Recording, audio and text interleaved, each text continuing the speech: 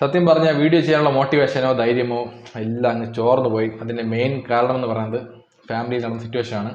അത് കുറച്ച് പേർക്ക് അറിയാം, കുറച്ച് പേർക്ക് അറിഞ്ഞൂടാ, കുറച്ച് പേർക്കില്ല കുറേ പേർക്ക് അറിഞ്ഞൂടാ. അപ്പോൾ അതെന്തായാലും പറഞ്ഞില്ലേ പറ്റൂ. അപ്പോൾ അതാണ് ഇന്നത്തെ വ്ളോഗിൽ പറയാൻ പോകുന്നത്. ഓക്കെ, പറയാം. ഓക്കെ, അപ്പോൾ കാര്യങ്ങളൊക്കെ നല്ലപോലെ പോയിക്കൊണ്ടിരിക്കുകയാണ് ഫാമിലിയിൽ. അതായത് എൻ്റെ യൂട്യൂബ് ചാനലിൽ പോയിക്കൊണ്ടിരിക്കുന്ന നല്ലപോലെ. അച്ഛൻ ജോലിക്ക് പോകുന്നു വരുന്നു, പിന്നെ വൈഫിനും ജോലി നോക്കിക്കൊണ്ടിരിക്കുകയാണ്, കെട്ടിയില്ല. അതുവരെ എൻ്റെ കൂടെ യൂട്യൂബിനകത്ത് കപ്പിൾ വ്ളോഗിലൊക്കെ വരുമായിരുന്നു പുള്ളിക്കാരി. അപ്പോൾ ഇതൊക്കെയാണ് നമ്മുടെ ഫാമിലി കാര്യങ്ങളൊക്കെ. ഓക്കെ, അപ്പോൾ വീട്ടിൽ ഇടയ്ക്കിടയ്ക്ക് ഒരു വഴക്ക് നടക്കാറുണ്ട് അച്ഛനുമായിട്ട്. അതിൻ്റെ മെയിൻ കാരണം എന്ന് പറഞ്ഞത് അച്ഛൻ വന്നിട്ട് ഹെൽത്ത് നോക്കാറില്ല. അതായത് വർക്കിന് പോയി കഴിഞ്ഞാൽ പിന്നെ വരുന്ന രാത്രിയായിരിക്കും 12 മണിക്ക്. ചിലപ്പം ഉണ്ണാതെ ഉറങ്ങാതെയൊക്കെയാണ് വർക്കിന് പോകുന്നത്. ജോലിക്ക് വണ്ടി ഓട്ടമാണ്. പകലിൽ സ്കൂൾ ബസ്, വൈകിട്ട് ഓട്ടോ ഓടിക്കാൻ പോകും. അപ്പോൾ ഇത് നമ്മൾ പറയാം അച്ഛനടുത്ത്, അപ്പോൾ അങ്ങനെ പോവല്ല്, കുറച്ച് ആ സമയത്തിന് ആഹാരം കഴിക്കണം, സമയത്ത് ഉറങ്ങണം, ഷുഗർ പേഷ്യൻ്റാണ്, അതുകൊണ്ട് ആ രീതിയിൽ പോകണമെന്നൊക്കെ നമ്മൾ കുറേ പ്രാവശ്യം പറഞ്ഞു. ഒരു 10-15 വർഷം തുടങ്ങിയ കാര്യങ്ങളാണ്. അന്ന് ഒട്ടും കേൾക്കൂല. അന്ന് കുറച്ച് ചെറുപ്പമായിരുന്നു, ഇപ്പം വയസ്സായിക്കൊണ്ടിരിക്കുകയല്ലേ. അപ്പോൾ ഈ ഇടയ്ക്ക് അമ്മയ്ക്കൊരു ആഗ്രഹം, അതായത് അപ്പയുടെ ഷുഗർ ലെവൽ എത്രയാണ് ചെക്ക് ചെയ്യണം എന്നുള്ളത്. കാരണം അപ്പ ഷുഗറും ചെക്ക് ചെയ്യൂല. ചുമ്മാ തോന്നിയ ദിവസം പോലെ ആഹാരം കഴിക്കും. ഇടയ്ക്കിടയ്ക്ക് തോന്നിയാൽ പോയി ഷുഗർ ടെസ്റ്റ് ചെയ്യും. ഷുഗർ പേഷ്യൻ്റ് എന്നിട്ട് എല്ലാ പ്രാവശ്യവും കറക്റ്റായിട്ട് ഷുഗർ ചെക്ക് ചെയ്ത് അതനുസരിച്ച് വേണം ഗുളികയും കഴിച്ച് ആഹാരം കഴിക്കേണ്ടത്. ഇവിടെ അങ്ങനെയല്ല. അപ്പോൾ അങ്ങനെ ഒരു ദിവസം നമ്മൾ ഷുഗർ ചെക്ക് ചെയ്യണമെന്ന് പറഞ്ഞ് വീട്ടിൽ കിടന്ന് വഴക്കുണ്ടാക്കി. ഡയബറ്റീസ് ഡോക്ടറെ കാണണം, കണ്ട് എല്ലാം സംസാരിക്കണം, എന്നാലേ എല്ലാം ശരിയാവുള്ളൂ പറഞ്ഞ് വഴക്കുണ്ടാക്കി അച്ഛനെ വിളിച്ചുകൊണ്ട് പോയി. അങ്ങനെ പോയി ചെക്ക് ചെയ്തപ്പോഴാണ് ഷുഗറിൻ്റെ ലെവൽ നല്ല കൂടുതലായിരുന്നു. അപ്പോൾ ഇത് അറിഞ്ഞപ്പോൾ ആ പാട എന്താ പറയുക വിഷമമായപ്പം തന്നെ. അപ്പം അവിടുത്തെ ഡോക്ടർ പറഞ്ഞ് ഒരു കാര്യം ചെയ്യണം, ഇത് ഷുഗർ കൂടി നിൽക്കുകയാണ്, അപ്പം നിങ്ങൾ പെട്ടെന്ന് തന്നെ എല്ലാ ചെക്കപ്പും ചെയ്യണം. അതായത് കാർഡിയോ ചെക്കപ്പ് ചെയ്യണം, കണ്ണിന് ചെക്കപ്പ് ചെയ്യണം, വേറെ എന്തൊക്കെ പറഞ്ഞല്ലോ, കൊളസ്ട്രോൾ എല്ലാം ചെക്ക് ചെയ്യാൻ പറഞ്ഞു. നമ്മൾ വിചാരിച്ച് നേരെ പോയി ഡോക്ടറെ കണ്ടു കഴിഞ്ഞാൽ മരുന്ന് എഴുതി തരും, അത് കഴിച്ചങ്ങ് ഷുഗർ കുറയ്ക്കാൻ വിചാരിച്ച്. പക്ഷെ അതല്ല വിഷയം. ആ ഡോക്ടറിന് കാര്യം കുറച്ച് മനസ്സിലായി എന്താണെന്നുള്ളത്. അപ്പോൾ നേരെ പോയി നമ്മൾ ആദ്യം കണ്ണ് ചെക്ക് ചെയ്ത്, കണ്ണിന് ചെറിയ പ്രശ്നമാണെന്ന് പറഞ്ഞാൽ അതിനുള്ള മരുന്ന് എഴുതി തന്ന് കണ്ണിൻ ഡോക്ടർ. പിന്നെ നമ്മൾ കാർഡിയോ ചെക്ക് ചെയ്യാൻ പോയി. അപ്പോൾ കാർഡിയോ ചെക്ക് ചെയ്യാൻ പോയപ്പോൾ ഡോക്ടർ പറഞ്ഞു വെച്ച് കഴിഞ്ഞാൽ വാരിയേഷൻ ഉണ്ട്, ഹാർട്ട് ബീറ്റിൽ എന്തോ ഒരു വാരിയേഷൻ ഉണ്ട്. അപ്പോൾ അതൊന്ന് നിങ്ങളൊരു ആൻജിയോഗ്രാം എടുക്കാൻ പറഞ്ഞായിരുന്നു. ഇത് കേട്ടപ്പോൾ കൊണ്ട് എന്താ പറയാ, നമ്മൾ ആ പടത്തിൽ പേടിച്ചു. കാരണം ആൻജിയോഗ്രാം എന്ന് പറഞ്ഞത് നമ്മൾ ഈ പറയൂലേ, ഈ ഞരമ്പൊഴി എന്തോ ചെക്കപ്പ് അല്ലേ, ഈ ഞരമ്പൊഴി ഒരു ഇങ്ക് അടിച്ച് കയറ്റി അതിനെ ടെസ്റ്റ് ചെയ്യുന്ന സംഭവമാണത്, ഹാർട്ടിൻ്റെ ഒരു ഫംഗ്ഷൻ അറിയാൻ വേണ്ടിയിട്ടുള്ളത്. അപ്പോൾ അതൊക്കെ ചെക്ക് ചെയ്യണോ, ഇത്രയും വലിയ ലെവലിൽ പോകണമെന്നൊക്കെ നമ്മൾ ഒരുപാട് പേടിച്ച് വിഷമിച്ചിരുന്നു. ആദ്യം മടിച്ച് നമ്മൾ ഇത്രയും പോകണ്ട, അതൊന്നും ചുമ്മാ ആയിരിക്കും അതൊക്കെ പറഞ്ഞത്, അതൊന്നും ചെക്ക് ചെയ്യേണ്ട ആവശ്യമില്ല, നമുക്കുള്ള മരുന്നും കഴിച്ച് നല്ലപോലെ ആഹാരം കഴിച്ച് റെസ്റ്റ് എടുത്ത് പോയാൽ ശരിയാവെന്ന് പറഞ്ഞ് നമ്മൾ ഇരിക്കുകയായിരുന്നു. അപ്പോഴത്തേക്ക് കുറേ റിലേറ്റീവ്സും കൂട്ടുകാരൊക്കെ പറഞ്ഞ് ഇതുപോലെ അങ്ങനെ ഡോക്ടർ പറഞ്ഞിട്ടുണ്ടെങ്കിൽ, ആൻജിയോഗ്രാം ചെയ്യാൻ പറഞ്ഞിട്ടുണ്ടെങ്കിൽ ഉടനെ ചെക്ക് ചെയ്തേക്കണം, ഇല്ലെന്നുണ്ടെങ്കിൽ ഭയങ്കര ഒരു പ്രശ്നത്തിലാവും. അതായത് ഹാർട്ടാണ്, എപ്പോൾ വേണമെങ്കിലും എന്ത് വേണമെങ്കിലും സംഭവിക്കാം. അപ്പോൾ അങ്ങനെ ആൻജിയോഗ്രാം ചെക്ക് ചെയ്യണമെന്നുണ്ടെങ്കിൽ 10-15 ആവുമെന്ന് പറഞ്ഞു. നമ്മൾ എത്ര പൈസ കയ്യിലെടുക്കാനില്ല ഇപ്പോഴത്തേക്ക്, കാരണം സിറ്റുവേഷൻ കുറച്ച് മോശമാണ്, അറിയാമല്ലോ. വീട്ടു വാടക, ലോണ്, കാര്യങ്ങൾ അടച്ച് പോകുന്നത്, അതായത് നമ്മൾ കിട്ടുന്ന ശമ്പളം ചിലവിന് കറക്റ്റായിട്ട് പോകുന്നു, കയ്യിൽ സേവിങ്സ് പോലും അധികം വരുന്നില്ല. കാര്യങ്ങൾ കഴിഞ്ഞ് പോകുന്നു, സന്തോഷമായിട്ട് ജീവിക്കണം, അത്ര തന്നെ. പക്ഷേ ഇതിനകത്ത് കുറേ കാര്യങ്ങൾ ചെയ്യാനുണ്ട്, നമ്മൾ ചെയ്തില്ല, അത് പിന്നെ പറയാം. അപ്പോൾ ഇങ്ങനെ ആൻജിയോഗ്രാം എടുക്കണമെന്ന് പറഞ്ഞു ഡോക്ടർ. അപ്പോൾ പൈസ നമ്മളില്ല. അപ്പോൾ ഡോക്ടർ പറഞ്ഞ് പുള്ളിക്കാരന് ESI ഉണ്ട്. ആർക്ക്? അച്ഛൻ സ്കൂൾ ബസ് ഡ്രൈവറാണ്. അപ്പോൾ അവിടെ നിന്ന് ESI ഉണ്ട്.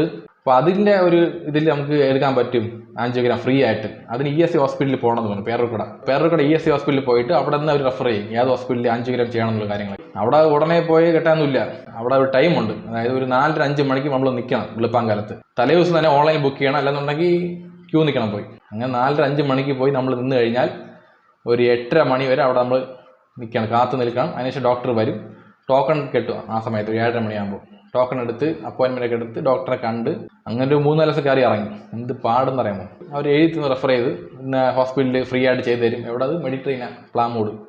അവിടെ പോയി ആൻജിയോഗ്രാം ചെയ്താൽ മതി, വേറെ വിഷയമൊന്നുമില്ലെന്ന് പറഞ്ഞ് എഴുതി തന്ന് നേരെ മെഡിട്രീനയിൽ പോയി. അവിടെ പോയപ്പോൾ ഡോക്ടർ പറഞ്ഞ് ചെയ്യാൻ വിഷയമില്ല, ഇന്ന് തന്നെ ചെയ്യാമെന്ന് പറഞ്ഞു. അതായത് പോയ ദിവസം തന്നെ ചെയ്യാമെന്ന് പറഞ്ഞു, ഡിലേ ആക്കിയില്ല. അപ്പോൾ ആ ദിവസമാണ് നമ്മളുടെ സന്തോഷങ്ങൾ കുറയാനുള്ള കാരണം. സന്തോഷം പോയെന്ന് പറയാം, സത്യം പറയാലോ, വേറെ എന്ത് പറയാം. മൊത്തം മാറി. നല്ലപോലെ പോയിക്കൊണ്ടിരുന്ന ഒരു നല്ല ഫാമിലി സന്തോഷങ്ങളെല്ലാം മാറി ദിവസമായിരുന്നു. അങ്ങനെ പോയി നമ്മൾ ആൻജിയോഗ്രാം ചെക്ക് ചെയ്ത്. നമുക്ക് മുമ്പ് ഒരു പേഷ്യൻ്റ് ഉണ്ടായിരുന്നു അവിടെ, ഒരു ആൻറ്റിയുടെ ഭർത്താവ് അവിടെ ആൻജിയോഗ്രാം ചെയ്തുകൊണ്ടിരിക്കുകയായിരുന്നു. അപ്പോൾ ഈ ആൻറ്റി വിഷമിച്ചിരിക്കുകയാണ്. അപ്പോൾ നമ്മൾ ചോദിച്ചു എന്താണ് സംഭവം എന്നുള്ളത്. അപ്പോൾ ആൻറ്റി പറഞ്ഞ് ഇതുപോലെ 2 ബ്ലോക്ക് ഉണ്ട് പുള്ളിക്കാരന്. അപ്പോൾ ഡോക്ടറിനെ പറഞ്ഞിരിക്കുകയാണ് ആൻജിയോപ്ലാസ്റ്റി ചെയ്യണം എന്നുള്ളത്. അപ്പോൾ നമ്മൾ പറഞ്ഞ് വിഷമിക്കേണ്ട, അതൊക്കെ എല്ലൊന്നും ആവില്ല, നിങ്ങൾ ധൈര്യമായിട്ടിരിക്കാൻ പറഞ്ഞു. അപ്പോൾ നമ്മളങ്ങനെ പറഞ്ഞ് അവർ ധൈര്യം കൊടുത്തിരിക്കുകയാണ്. അപ്പോൾ എൻ്റെ അച്ഛന് ചെക്ക് ചെയ്യാനകത്ത് പോയിട്ടുണ്ട്, റിസൾട്ട് വന്നില്ല. അപ്പം നമുക്കൊരു ധൈര്യമുണ്ട്, നമുക്കൊന്നും നടക്കൂല, നമുക്കൊന്നും വരില്ല എന്നുള്ളത്. അങ്ങനെ അച്ഛൻ്റെ റിസൾട്ട് വന്ന് അകത്തോട്ട് വിളിച്ച് ഡോക്ടർ, ഞാനും അമ്മയും അകത്ത് പോയപ്പോൾ ഡോക്ടർ പറഞ്ഞു വെച്ച് കഴിഞ്ഞാൽ പുള്ളിക്കാരന് പ്രശ്നമാണ്. എൻ്റെ ഇത് വീഡിയോ കാണിച്ചു തന്നു, ഒരു ബ്ലാക്ക് ആൻഡ് വൈറ്റ് ആണ്. എൻ്റെ ഒരു ഹാർട്ടിൻ്റെ ബീറ്റ് ചെയ്യുന്ന വീഡിയോ, ഹാർട്ട് ബീറ്റ് ചെയ്യുന്ന വീഡിയോ. പുള്ളിക്കാരന് നല്ല പ്രശ്നമുണ്ട്, ഹാർട്ട് കംപ്ലീറ്റ് ബ്ലോക്കാണ്. മൊത്തം 3 ഞരമ്പുണ്ടല്ലേ, ലെഫ്റ്റ് സൈഡിൽ 2 ഞരമ്പ്, റൈറ്റ് സൈഡിൽ 1 ഞരമ്പ്, അങ്ങനെ 3 ഞരമ്പിൽ ബ്ലോക്ക് ഉണ്ട്. ഒരു മെയിൻ ഞരമ്പിൽ നല്ല 90% മേളിൽ ബ്ലോക്ക് ഉണ്ട്. ഭയങ്കര റിസ്ക്കാണ്. ഇതുവരെ ഒന്നും സംഭവിക്കാത്തതിൻ്റെ മെയിൻ കാരണം ദൈവത്തിൻ്റെ ഒരു പുണ്യമാണെന്നാണ് ഡോക്ടർ പറഞ്ഞത്. നിങ്ങൾ ഉടനെ തന്നെ എത്രയും പെട്ടെന്ന് ആൻജിയോപ്ലാസ്റ്റി ചെയ്താൽ പോരാ, ഓപ്പൺ ഹാർട്ട് സർജറി തന്നെ ചെയ്യണമെന്ന് പ്രത്യേകം പറഞ്ഞു. ഇത് കേട്ടപ്പോൾ ഉണ്ട്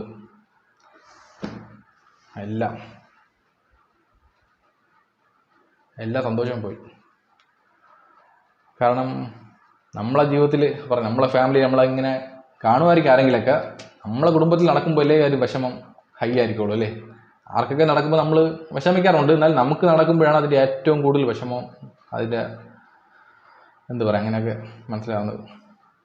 ഡോക്ടർ പറഞ്ഞ് വിഷമിക്കേണ്ട, അതൊക്കെ യൂഷ്വലായ കാര്യങ്ങളൊക്കെ, നിങ്ങൾ അങ്ങനെ പേടിക്കേണ്ട ആവശ്യമൊന്നുമില്ല. ഇത് ആൻജിയോപ്ലാസ്റ്റി ചെയ്യാൻ പറ്റുമായിരുന്നു, പക്ഷേ അകത്ത് കാൽഷ്യം കുറച്ച് ഉണ്ട്. അപ്പോൾ ആ കാൽഷ്യം ഉണ്ടെന്നുണ്ടെങ്കിൽ നമുക്കിത് ചെയ്യാൻ പറ്റില്ല. ഞാൻ കുറേ ചോദിച്ചു, സാർ അത് എത്രയ്ക്കും നമ്മൾ ലെവലിൽ പോകണം, നമുക്ക് വേറെ എന്തെങ്കിലും വഴിയുണ്ടോ, ഈ കാൽഷ്യം നമുക്ക് റിമൂവ് ചെയ്യാൻ എന്തെങ്കിലും വഴിയുണ്ടോ ചോദിച്ചാൽ അതൊന്നും പറ്റൂല എന്ന് പറഞ്ഞ്. ആൻജിയോപ്ലാസ്റ്റി ആണെങ്കിൽ 2 ലക്ഷത്തിനകത്തേ ആവുള്ളൂ. ഇപ്പോൾ ഓപ്പൺ ഹാർട്ട് സർജറി ആകുമ്പോൾ 4 ലക്ഷം മുകളിലാവും, നല്ല പൈസയാവും.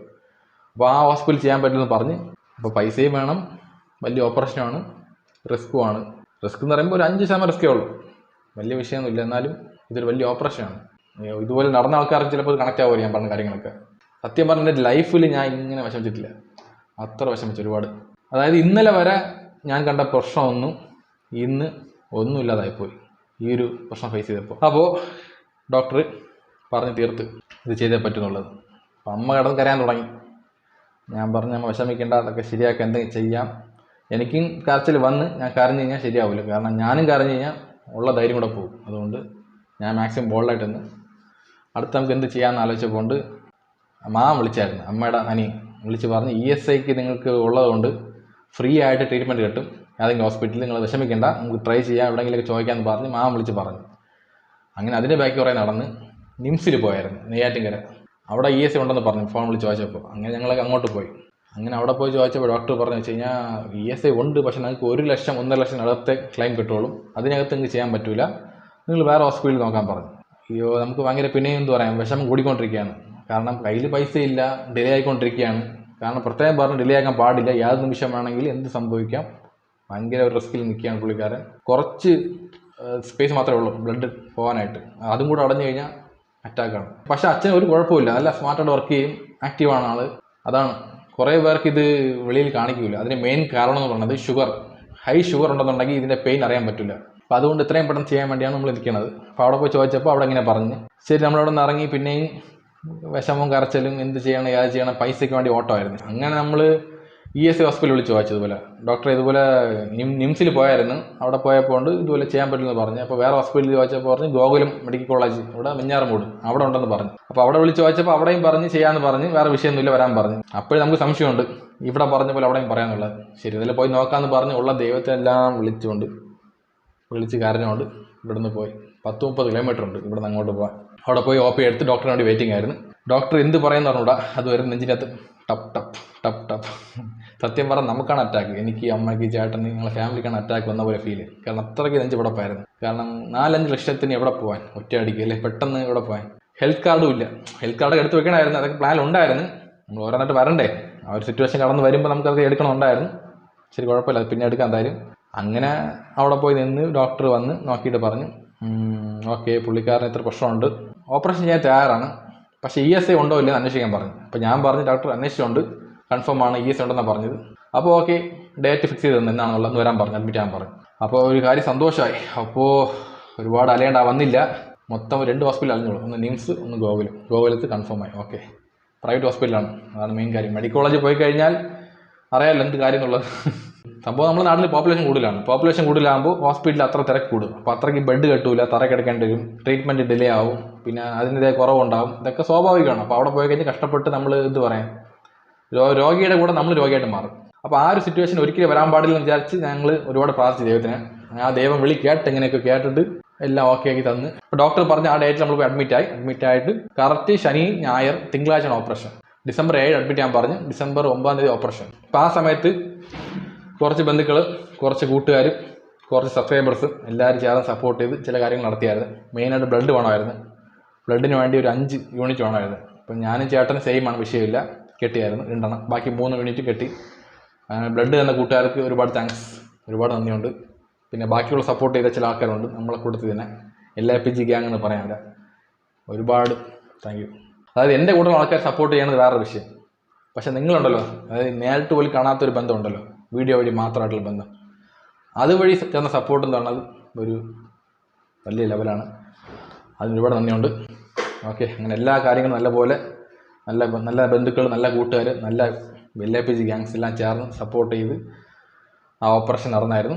അങ്ങനെ ഓപ്പറേഷൻ കഴിഞ്ഞപ്പോൾ ഡോക്ടർ വിളിച്ചതുപോലെ അകത്ത് ഓപ്പറേഷൻ കഴിഞ്ഞിട്ടുണ്ട്, ഒന്നൊന്ന് കാണാൻ പറഞ്ഞു. എനിക്കാണെങ്കിൽ പേടി, കാരണം അറിയാലോ ഓപ്പറേഷൻ കഴിഞ്ഞ ആളുടെ ആ ഒരു സിറ്റുവേഷൻ എങ്ങനെയാണെന്നുള്ളത്, നമുക്കത് കാണാനുള്ള ധൈര്യം വേണം. അതും മെയിനായിട്ടൊരു പറയേണ്ട കാര്യമാണ്. ഇപ്പോൾ നേരെ ICUവിൽ പോയായിരുന്നു. അപ്പോൾ അവിടെ സെക്യൂരിറ്റി പറഞ്ഞ് അകത്ത് കയറാൻ പറ്റില്ല, മാസ്ക് ഇടാതെ, ഓടിപ്പോയി മാസ്ക് വാങ്ങാൻ പറഞ്ഞു. അങ്ങനെ മാസ്ക് വാങ്ങാൻ വേണ്ടി പടി കയറി മോളോട് പോയ സമയത്ത് ചറുക്കി അടിച്ച് വിടാൻ പോയി, ടക്ക വീണില്ല, പിടിച്ചിന്ന് വെപ്രാളമല്ലേ. ഞാൻ നേരെ പോയി ഫാർമസി മാസ്ക് വാങ്ങിച്ച്, അവിടെയും കുറേ തിരക്കുണ്ടായിരുന്നു. അവിടെ 5 മിനിറ്റ് വെയിറ്റ് ചെയ്ത്, അച്ഛനെ കാണണം, അച്ഛൻ എങ്ങനെയാണെന്ന് പറഞ്ഞുകൂടാ, ഓക്കെ ആണോ ഇല്ല എന്നുള്ള വിചാരങ്ങളാണ് മനസ്സിനകത്ത്. അപ്പോൾ നേരെ പോയി മാസ്ക് വാങ്ങിച്ച് ഞാനും അമ്മയായിട്ട് പോകാൻ നോക്കിയപ്പോൾ അമ്മ പോകാൻ പറ്റില്ല പറഞ്ഞു. ഒരാൾക്ക് മാത്രമേ പോകാൻ പറ്റുള്ളൂ, ഒന്നല്ലെങ്കിൽ ഞാൻ പോകണം അല്ലെങ്കിൽ അമ്മ പോകണം എന്ന് പറഞ്ഞു. ശരി, ഞാൻ തന്നെ പോകാൻ വിചാരിച്ച് അകത്തോട്ട് പോയി. മാസ്ക് ഇട്ട് അകത്ത് പോയിട്ടൊരു ഗൗൺ ഉണ്ടായിരുന്നു, ഡ്രസ്സ് പോലെ, അത് ഇടാൻ പറഞ്ഞു. അത് ഇട്ട് നേരെ ICUക്കകത്ത് കയറി നോക്കാൻ പറഞ്ഞു. എനിക്കാണെങ്കിൽ പറയൽ അതിലെ പറഞ്ഞു, നമുക്ക് ഏറ്റവും കൂടുതൽ നമ്മൾ സ്നേഹിക്കുന്ന ആൾക്ക് ഒരു പ്രശ്നം ഉണ്ടാകുമ്പോൾ നമുക്ക് ഓട്ടോമാറ്റിക്കായിട്ട് ഉള്ള ഒരു എന്താ പറയുക, ഒരു ധൈര്യവും എല്ലാം കുറച്ച് ചോർന്ന് പോകും ഇല്ലേ. നമ്മൾ എമോഷണൽ അവിടെ വെളിയിൽ വരും. ആ സമയത്ത് അച്ഛനെ കണ്ടപ്പോൾ അച്ഛന് ബോധമൊന്നുമില്ല, ബാക്കിയത് ട്യൂബ് ഇട്ടിരിക്കുന്നു, വെന്റിലേറ്ററിൽ ട്യൂബ്, ഇവിടെ ട്രിപ്പ്, ഇവിടെ ഒരു ട്രിപ്പ്, എവിടേക്കോ കുറേ ട്യൂബുകൾ കുത്തിയിട്ട് വെച്ചിരിക്കുന്നു. എല്ലാം കണ്ടപ്പോൾ എൻ്റെ കണ്ണ് നിറഞ്ഞ് കരാൻ തുടങ്ങി. ഞാൻ ഈ ഫുള്ളും കരഞ്ഞിട്ടാണ് വെളി ഇറങ്ങിയത്. കാരണം എനിക്ക് അമ്മയുടെ മുമ്പിൽ കരയാൻ പാടില്ല, കാരണം ഞാൻ കരഞ്ഞ അമ്മ വീക്കായി പോകും. മാക്സിമം അത് കരഞ്ഞ് കണ്ണ് തുടച്ചിട്ട് വെളിയിൽ പോയിട്ട് പറഞ്ഞ് ഡോക്ടർ ഓക്കെ ആണെന്ന് പറഞ്ഞ് വേറെ വിഷയമൊന്നുമില്ല അമ്മ, ഹാപ്പി ആയിട്ടിരി, എല്ലാം സെറ്റായിട്ടുണ്ട് എന്നും പറഞ്ഞ് കാര്യങ്ങളൊക്കെ നല്ലപോലെ സ്മൂത്തായി പോയി. പിന്നെ ഓരോരുത്തരായിട്ട് കാണാൻ പറഞ്ഞു. അങ്ങനെ ഞാൻ പോയി കണ്ട്, അമ്മ പോയി കണ്ട്, ചേട്ടൻ പോയി കണ്ട്, ചേട്ടത്തി കണ്ട്. പിന്നെ വാണിക്ക് വരാൻ പറ്റില്ല, വാണിക്ക് ജോലി കിട്ടിയായിരുന്നു HDB ബാങ്കിൽ യാണിക്കര. അവർക്ക് ജോലി കിട്ടിയതും അച്ഛൻ ജോലിയിൽ നിന്ന് ഇറങ്ങിയതും ഒരേ ഡേറ്റിലായിരുന്നു. അച്ഛൻ ജോലി ഇറങ്ങി പറയാൻ പറ്റില്ല, അച്ഛന് 5 ഗ്രാം ചെയ്ത ആ റിസൾട്ട് വന്നില്ലേ, ആ റിസൾട്ടും വാണിക്ക് ജോലി കിട്ടിയതും സെയിം ഡേറ്റിലായിരുന്നു. അതുകൊണ്ട് ഒരു സന്തോഷം ഉണ്ടായിരുന്നു, ദുഃഖം ഉണ്ടായിരുന്നു. പിന്നെ എന്തായാലും അച്ഛന് ജോലിക്ക് പോകാൻ പറ്റില്ല പഴയ പോലെ. പിന്നെ 3 മാസം കഴിഞ്ഞ് പോകാൻ പറ്റുന്നത് പറയുന്നു, എന്നാലും വിടാൻ ആഗ്രഹമില്ല. കാരണം ഇവിടെ നിന്ന് അച്ഛൻ പുറത്തിറങ്ങി കഴിഞ്ഞാൽ ആഹാരം കൺട്രോളല്ല, കൈ കിട്ടി വാങ്ങിച്ച് കഴിക്കും. മെയിനായിട്ട് ഷുഗർ പേഷ്യൻ്റ് കേക്ക്, ഉണ്ണിയപ്പം, അതിരസം കഴിക്കാൻ പാടില്ല. ഇതാണ് അച്ഛന് ഏറ്റവും കൂടുതൽ ഇഷ്ടമുള്ളത്. അത് വാങ്ങിച്ച് തിന്നും. പിന്നെ സമയത്തിന് ആഹാരം കഴിക്കില്ല, കിടന്ന് ജോലി ചെയ്യും. അതുകൊണ്ട് നമുക്ക് വേണ്ടത് അച്ഛൻ്റെ സമ്പാദ്യമില്ല, അച്ഛൻ്റെ ആയുസാണ്. അതുകൊണ്ട് ഇനി പോകണ്ട, ഞങ്ങൾ നോക്കണം പറഞ്ഞു. പിന്നെ വാണിക്ക് ജോലി കിട്ടിയല്ലോ, കുഴപ്പമില്ല. എനിക്കിപ്പോൾ യൂട്യൂബ് നല്ലപോലെ റീച്ച് ആയി കഴിഞ്ഞാൽ വേറെ വിഷയമില്ല. ചേട്ടൻ്റെ ഫാമിലി അവിടെ സപ്പോർട്ട് ചെയ്യും. അപ്പോൾ എല്ലാം കൂടെ നല്ലപോലെ നമുക്ക് വേണ്ടത് മെയിനായിട്ട് പൈസയേക്കാൾ സന്തോഷമാണ് അല്ലേ. പൈസ എപ്പോൾ വേണമെങ്കിലും സമ്പാദിക്കാം, പക്ഷേ നമ്മൾ ആ ഒരു ഫാമിലിയുടെ ആ ടൈം ഉണ്ടല്ലോ, അത് എപ്പോഴും കിട്ടൂല. കൈവിട്ട് പോയാൽ പിന്നെ വിഷമിച്ചിട്ട് കാര്യമില്ല. പിന്നെ മെയിനായിട്ട് വേണ്ട ഒരേ കാര്യമുള്ളൂ, നമുക്ക് സേവിങ്സ് ഉണ്ടോ ഇല്ലയോ, വലിയ വലിയ വീടുണ്ടോ ഇല്ലയോ, സ്ഥലമുണ്ടോ ഇല്ലയോ, അതൊന്നും വിഷയമില്ല. അതിനേക്കാളും മെയിനായിട്ട് വേണ്ട കാര്യം എന്ന് പറയുന്നത് ഹെൽത്ത് കാർഡ്. അതെടുത്ത് വെക്കണം, എല്ലാ ഫാമിലിയിലും എല്ലാവർക്കും എടുത്ത് വെക്കണം. കാരണം ഈ അസുഖം എന്ന് പറഞ്ഞ സാധനം എപ്പോൾ വരും എന്ന് പറയാൻ പറ്റില്ല. അതിന് ഒരു ഗ്യാരണ്ടി ഇല്ല, ആർക്ക് വേണമെങ്കിലും വരാം. അതിന് ഇന്ന വയസ്സ് അങ്ങനെയൊന്നുമില്ല. മാക്സിമം ഹെൽത്തി ആയിട്ട് തന്നെ വരില്ല, എന്നാലും ചില കാര്യങ്ങൾ നമ്മളെ കയ്യിലല്ല അല്ലേ. അങ്ങനെ ആകുമ്പോൾ അതൊക്കെ എടുത്ത് വച്ചിരിക്കണം. ഞാൻ എന്നെ ചേർത്താൻ പറയുന്നത്, എടുത്ത് വച്ചിരുന്നുണ്ടെങ്കിൽ നമുക്ക് ഹോസ്പിറ്റലിൽ ചിലവരും പൈസ കയ്യിൽ നിന്ന് പോകില്ല. പൈസ ഉണ്ടെങ്കിൽ നമുക്ക് ചിലവാകാൻ പറ്റുമായിരിക്കും ആ സമയത്ത്, പൈസ ഇല്ലെന്നുണ്ടെങ്കിൽ ഒരുപാട് കഷ്ടപ്പെട്ടു. അതുകൊണ്ട് മാക്സിമം എല്ലാ ആൾക്കാരും സേവിങ്സോ സ്വർണ്ണമോ ഇല്ലെങ്കിൽ പോലും കുഴപ്പമില്ല, ഹെൽത്ത് കാർഡ് എല്ലാ വർഷവും എടുത്ത് വയ്ക്കുക. ഒരു 10-25 രൂപ അടുപ്പിച്ചാവുമായിരിക്കും. ആ പൈസ വേണ്ടെന്ന് വെക്കണം, ആ പൈസ നമുക്ക് ഇല്ലെന്ന് വിചാരിച്ച് എടുത്ത് വെക്കണം, നല്ലതാണ്. അപ്പോൾ ഇൻഷുറൻസ് എന്ന കാര്യം ഒരു വേണ്ടപ്പെട്ട, ജീവിതത്തിൽ ഏറ്റവും വേണ്ടപ്പെട്ട കാര്യമാണ്. ഇതാണ് നമ്മൾ എല്ലാവരും പറഞ്ഞു കൊടുക്കേണ്ടത്. ഇത് ഞാൻ എന്തായാലും പഠിച്ച്, ഇപ്പം അച്ഛൻ ESA ഉള്ളതുകൊണ്ട് വിഷയമില്ല, ഈസി ആയിട്ട് കാര്യം നടന്ന്. ESA ഇല്ലെന്നുണ്ടെങ്കിൽ ആലോചിച്ച് നോക്കും. പിന്നെ വേണ്ടത് വീട്ടിൽ സന്തോഷം, എപ്പോഴും സന്തോഷമാണ്. വീട്ടിൽ വഴക്കുണ്ടാകാൻ പാടില്ല. ഇവിടുത്തെ മെയിൻ വഴക്കെന്ന് പറയുന്നത് അച്ഛൻ്റെ കാര്യമാണ്. അച്ഛൻ നമ്മൾ പറഞ്ഞാൽ കേൾക്കില്ല. നമ്മൾ ഈ ഹെൽത്തിൻ്റെ കാര്യത്തിൽ നമ്മളെന്തെങ്കിലും പറയുമ്പോൾ അച്ഛനെ പിടിക്കില്ല, അഡ്വൈസ് ചെയ്യേണ്ടത്. എന്നെ ഉപദേശിക്കാൻ ഇവിടുത്തെ ആർക്കും അധികാരമില്ല. എനിക്കെല്ലാം അറിയാം, ഞാൻ കിങ് ഡ്രൈവറാണ്, ഹെവി ഡ്രൈവറാണെന്ന് പറയും. കുറേ ഡയലോഗ് അടിക്കും, സിനിമ ഡയലോഗ് പോലെ. എല്ലാം ഹെവി ഡ്രൈവർ എല്ലാം ഓക്കെ തന്നെ, വയസ്സാവും തോറും ചില കാര്യങ്ങളുണ്ടല്ലോ അനുസരിക്കേണ്ടത്. അതൊക്കെ പറഞ്ഞ കേൾക്കാത്തതുകൊണ്ട് കണ്ട ഇതുവരെ ആയി. ഒരുപാട് കരഞ്ഞ്, ഒരുപാട് വിഷമിച്ച്, എന്ത് പറയാൻ, ഒരുപാട് എമോഷണലായി. എൻ്റെ ജീവിതത്തിൽ ഇത്രയ്ക്ക് ഞാൻ എമോഷണൽ ആയിട്ടില്ല. ഫസ്റ്റ് ടൈമാണ് ഇത്രയ്ക്ക് എമോഷണലായി കരഞ്ഞത്. ഇതിനു മുമ്പ് എനിക്ക് വിഷമിച്ച് കരഞ്ഞായിരുന്നു. അത് അമ്മയ്ക്ക് കാലൊടിഞ്ഞായിരുന്നു 2018-19 എന്തായിരുന്നു. അന്ന് കുറച്ച് കരഞ്ഞ് എമോഷണലായി, അത് ശരിയായി, കുഴപ്പമില്ല. സോറി, ടോപ്പിക്ക് മാറിപ്പോയി. നമുക്ക് നേരെ ഹോസ്പിറ്റലിലോട്ട് പോകാം. ഹോസ്പിറ്റലിൽ വേറെ ഒന്നുമില്ല, ഓപ്പറേഷൻ കഴിഞ്ഞ് ട്രീറ്റ്മെൻറ്റ് പോയിക്കൊണ്ടിരിക്കുകയാണ്. ദിവസവും ഓരോ മരുന്നും കാര്യങ്ങളൊക്കെ. BP ഇത്തിരി പ്രശ്നമുണ്ടെന്ന് പറഞ്ഞായിരുന്നു, കുറഞ്ഞു കൂടി നിൽക്കുകയാണ്. അത് ശരിയായി, നോർമലായി. പിന്നെ റൂമിലോട്ട് മാറ്റി. പിന്നെ അവിടെ വന്ന് നല്ല നമ്മളോട് ചേർന്നപ്പോൾ ഓക്കെ ആയി. പിന്നെ ഡിസ്ചാർജ് ഒരു എന്നായിരുന്നു, തിങ്കളാഴ്ച ഓപ്പറേഷൻ ആയതുകൊണ്ട് അടുത്ത ചൊവ്വാഴ്ച ഡിസ്ചാർജ് ചെയ്ത് വീട്ടിൽ എത്തിയപ്പോൾ നോർമലായി. വീടിൻ്റെ വൈബും ഫാമിലി നമ്മൾ ആ ഒരു ഇതുണ്ടല്ലോ, അതൊക്കെ നല്ല കണ്ടപ്പോൾ അച്ഛന് കുറച്ച് ധൈര്യം വന്ന്. പിന്നെ ദിവസവും കുളിപ്പിക്കാൻ പറഞ്ഞ്, മരുന്ന് കൊടുക്കാൻ പറഞ്ഞ്, കറക്റ്റ് ഡയറ്റിങ് കാര്യങ്ങളൊക്കെ കറക്റ്റ് ഫോളോ അപ്പ് ചെയ്യാൻ പറഞ്ഞ്. അപ്പോൾ എല്ലാം നല്ലപോലെ സെറ്റായിക്കൊണ്ടിരിക്കുകയാണ്. പിന്നെ ഇതിനിടയ്ക്ക് ഒരു വിഷമമുള്ളൊരു കാര്യം ഉണ്ടായി. അതാണ് നമ്മളെ ആട്ടോ വിൽക്കേണ്ടി വന്നത്.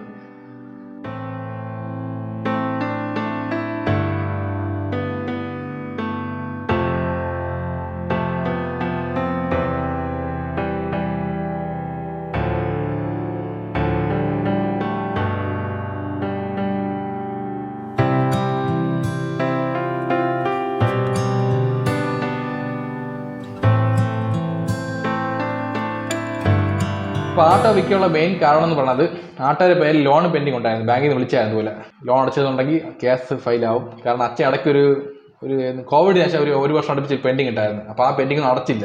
അങ്ങനെ കിടന്നുകൊണ്ട് ഒരു ചെറിയ കേസ് പോലെ ആയി. വലിയ കേസല്ല, നോട്ടീസ് പോലെ വന്നായിരുന്നു, അടയ്ക്കാൻ പറഞ്ഞു. അതപ്പം അടച്ചുകൊണ്ടിരിക്കുകയാണ് കറക്റ്റ് എല്ലാ മാസവും. ഇനി അടയ്ക്കാൻ പറ്റില്ല അച്ഛൻ, ഇപ്പോൾ ജോലിക്ക് പോകാത്തതുകൊണ്ട്.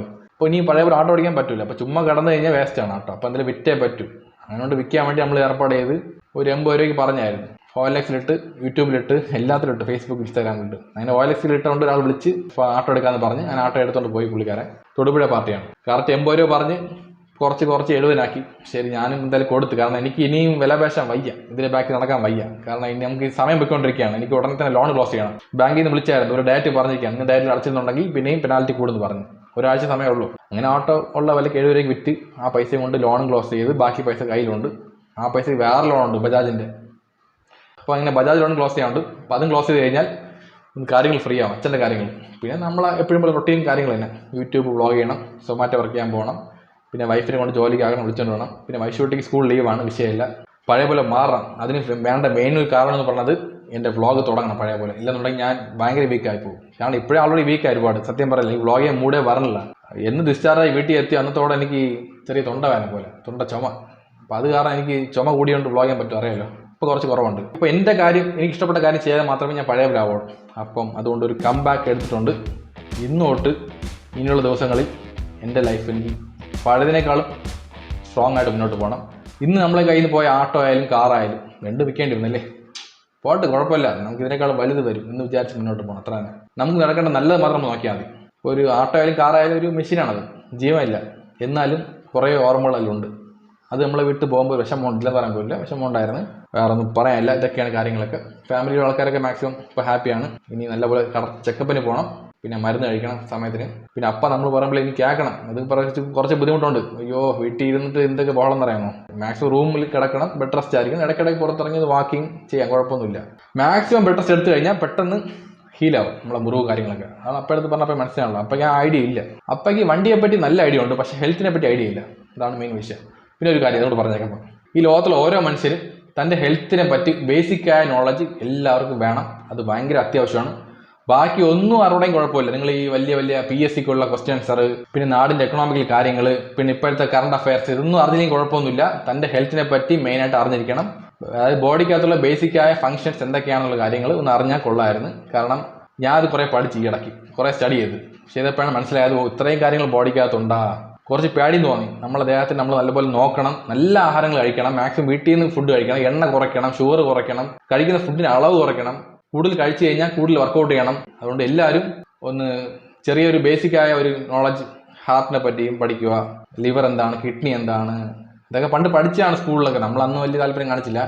ഇപ്പം പഠിക്കേണ്ടി വന്നപ്പോൾ മനസ്സിലായി ഇത്രയും കോംപ്ലിക്കേഷൻ ഉള്ള ഒരു ബോഡിയാണ് നമ്മളെ ഹ്യൂമൻ ബോഡി. അപ്പോൾ അത്രയും കറക്റ്റായിട്ട് നോക്കിയാൽ മാത്രമേ അത് നല്ലപോലെ ഹെൽത്തി ആയിരിക്കുള്ളൂ. അപ്പോൾ അതുകൊണ്ട് നമ്മൾ ഈ കോവിൽ കാണിക്കുന്ന ഭക്തിയും ഈ ശുദ്ധിയൊക്കെ നമ്മളെ ബോഡിയിലും നമ്മളത് കുറച്ച് കൊടുത്തു കഴിഞ്ഞാൽ നല്ലതാണ്. അതുകൊണ്ട് അതൊക്കെ പറയാനുള്ളൂ. ഇതാണ് എൻ്റെ മെസ്സേജ്. ഓക്കെ, അപ്പോൾ അത്ര തന്നെ, വേറെ ഒന്നും പറയാനില്ല. നമുക്ക് ഇനിയും കുറേ വീഡിയോ ചെയ്യണം. പഴയ പോലെ സ്മാർട്ട് ആവണ്ടേ, കുറച്ച് വീക്കായി തോന്നണം അല്ലേ. ശരി, കുഴപ്പമില്ല, അഴിച്ച് പൊളിക്കാം. അപ്പോൾ ഡയലോഗ് പറയാം. അപ്പോൾ ജീവിതത്തിൽ എന്ത് കഷ്ടം വന്നാലും നഷ്ടം വന്നാലും ഓരോ നിമിഷവും ലൈഫ് അടിച്ച് പൊളിക്കണം. കാരണം ഒരൊറ്റ ലൈഫേ ഉള്ളൂ. ഒരൊറ്റ ലൈഫിലുള്ളൂ. സത്യം പറഞ്ഞാൽ ഇപ്പം തന്നെ 34 വയസ്സ് അടുപ്പിച്ചായി. അപ്പോൾ ഇനിയും കുറച്ച് വർഷങ്ങൾ മാത്രമേ നമ്മൾ ജീവിക്കുള്ളൂ എന്നുള്ള കാര്യം ഒരുമാതിരി ഐഡിയ കേട്ടി തുടങ്ങി. അപ്പോൾ എന്തായാലും ഒരൊറ്റ ലൈഫിലുള്ളൂ, ആലോചിച്ച് നോക്കല്ലേ. ആ ഒറ്റ ലൈഫിൽ നമ്മൾ കൂടുതൽ പ്രഷർ കയറ്റി ടെൻഷൻ എടുത്ത് ജീവിക്കേണ്ട, സന്തോഷമായിട്ട് ജീവിക്കുക. സന്തോഷമായിട്ട് ജീവിക്കാൻ വേണ്ടി മാത്രമാണ് നമ്മൾ ജോലിക്ക് പോകുന്നത്, ബാക്കിയുള്ള എല്ലാ കാര്യം ചെയ്യുന്നത്. മനസ്സിലായല്ലോ? അപ്പോൾ അതാണ് മെയിൻ ഫോക്കസ് ചെയ്യേണ്ടത്. അപ്പോൾ ഒരൊറ്റ ലൈഫേ ഉള്ളൂ. അപ്പോൾ ലൈഫ് അടിച്ചു പൊളിക്കണം ഗായ്സ്. കമോൺ ഗായ്സ്, തൊട്ടൊക്കെ നിൽക്കണം. അടുത്ത വീഡിയോ കാണാം.